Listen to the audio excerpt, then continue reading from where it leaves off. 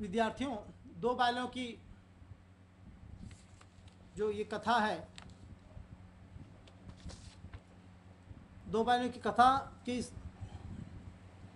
दूसरे भाग में, दूसरे वीडियो लेक्चर में आपका पुनः हार्दिक स्वागत है। तो हम लोग जैसे पहले भाग में देखें कि झूरी की पत्नी को लगता है कि वहाँ से बैल वापस आ गए और उनके भाई का अपमान है। तो दूसरे दिन झूरी का साला गया जो है, उसका नाम गया रहता है, झूरी के साले का नाम गया रहता है।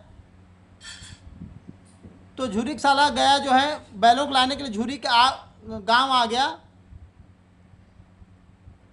और उन्हें मोटी रस्सियों से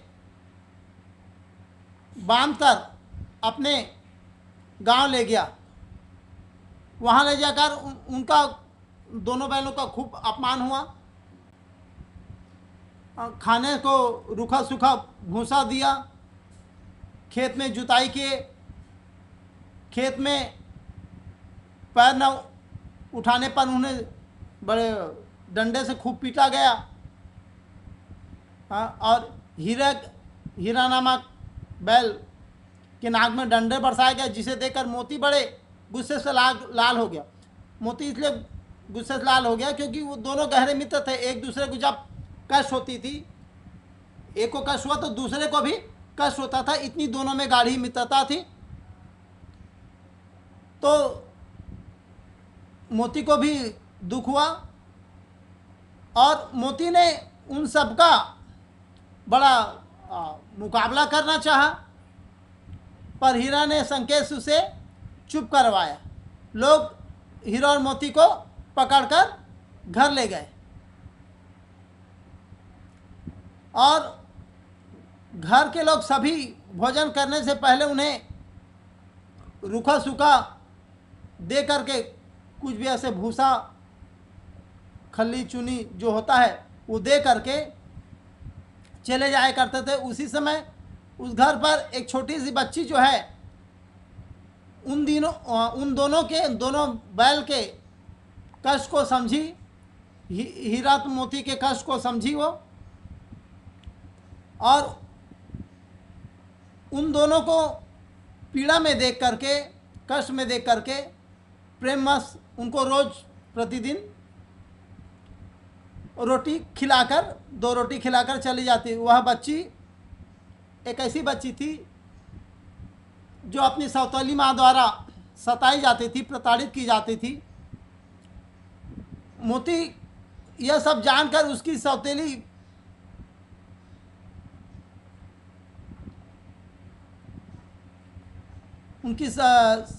माँ को सिंह से फेंकने की बात हीरा से करता है,